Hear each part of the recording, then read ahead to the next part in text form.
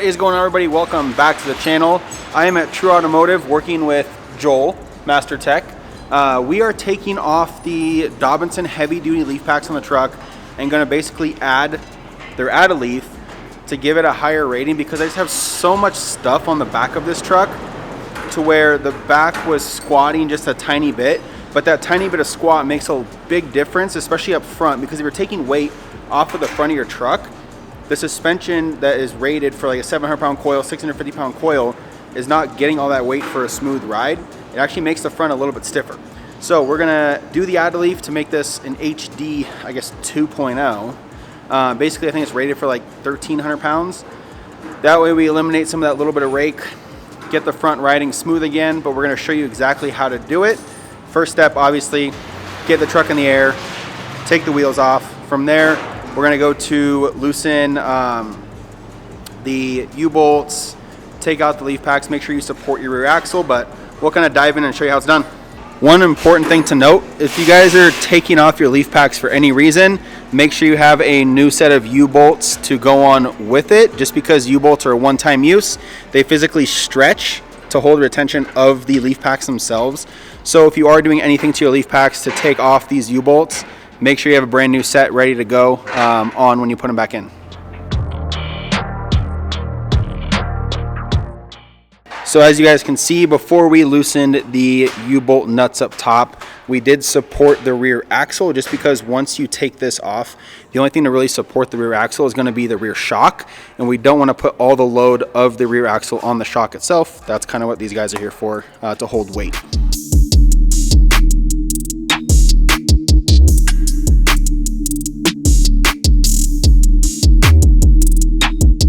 Moment of truth, do we have enough travel? We does not. So since we don't have quite enough travel, since they're not 14s, we are going to have to, again, support the rear axle. What we'll do is we'll take this lower shock bolt out just so the rear axle can drop down. Probably another inch or two is all we really need. And then we'll be able to get this center pin off of the axle itself and then start going to the hangers to remove everything.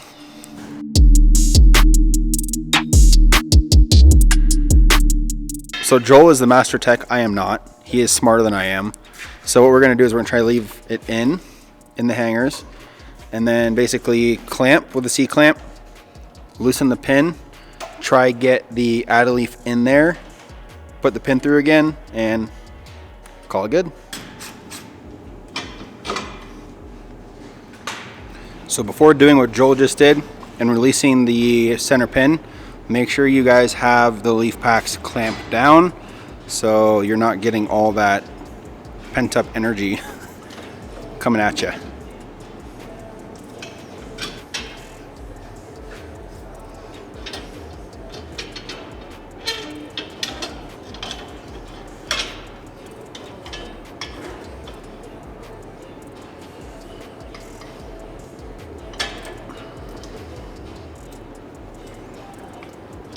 So your add-a-leaf is going to be, so you can see where Joel put it, there's 1-2 leaves below, and then the add-a-leaf slides in.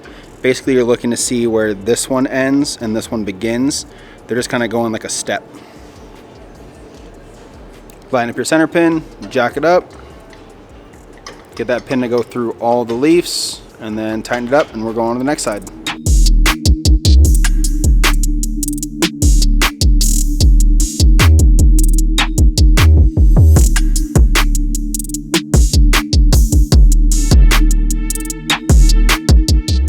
So once you have this nut a couple threads deep, there we go, you can take off your C-clamps off the outside, and we're going to use the C-clamp more towards the center to clamp the leaves together, like so. And what that'll do is it'll take a lot of stress off of this nut and these threads, instead of just running this straight through without anything to hold it all together.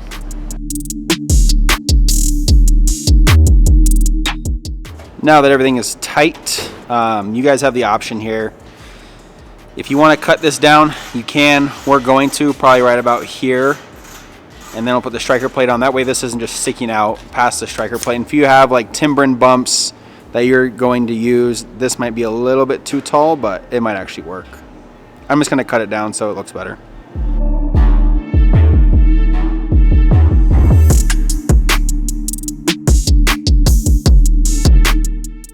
everything's tight. This is cut. Don't touch it. It's going to be real hot. Next, you want to get the center pin into the actual axle like hole here so it sits nice and flush. Now we can go ahead and throw the striker plate on and the new U-bolts on.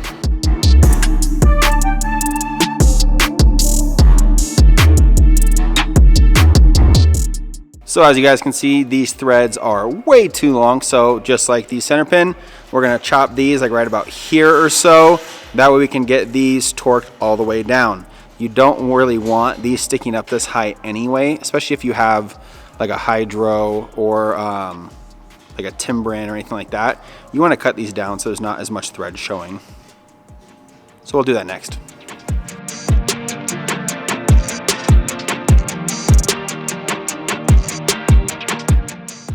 So now that we have the U-bolts on, cut, make sure to put this bolt back through to make sure the leaf pack all stays the way it's supposed to be.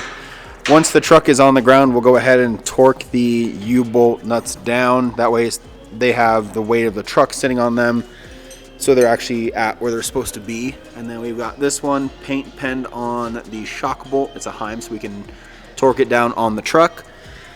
But the nice thing about this, the paint pen, is if you're wheeling and you feel like something's loose, you can just go look at that like clay paint. You can see over here too, and even on here, kind of all over the truck. If you see that is broken, then you know whatever that is holding on like this, it would be loose. If this bolt turned, this would break. Now we're just gonna repeat the process on this side. Loosen that, loosen these, take the shock basically out, and then clamp them. New add leaf in, unclamp them, tighten everything down, and go from there.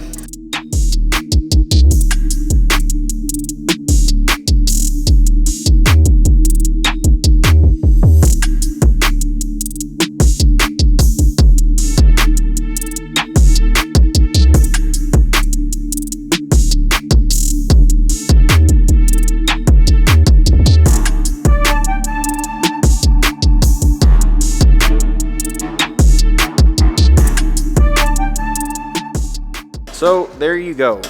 The add leaf install on the Dobinson HD leaf pack's pretty straightforward. It helps if you have a lift, obviously. Definitely doable at home. Do the same process, just make sure you support the rear axle with a regular jack, and do the same process that we did. Joel is torquing down the U-bolts now, but the job is basically done. Now the truck sits a little higher in the rear. I'm an idiot and I didn't measure the rear, so I should have done that. We realized that when it's already in the air. So yeah, but it does sit taller, which looks a lot better. It looks like it actually rakes like a truck now, which is really nice. And it should ride a little better too. It shouldn't be quite as soft.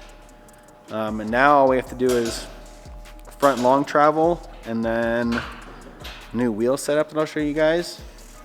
When we do the front long travel, we have to do Dirt King plus 3.5 long travel, locked coilovers, bypasses, hydros up front, advanced fiberglass front fenders, bed sides, and then box in the C-channel part of the frame in the bed. Should be pretty sweet when it's done, but hope you guys like the video. Make sure to like, comment, subscribe. I'll see you next time. Peace.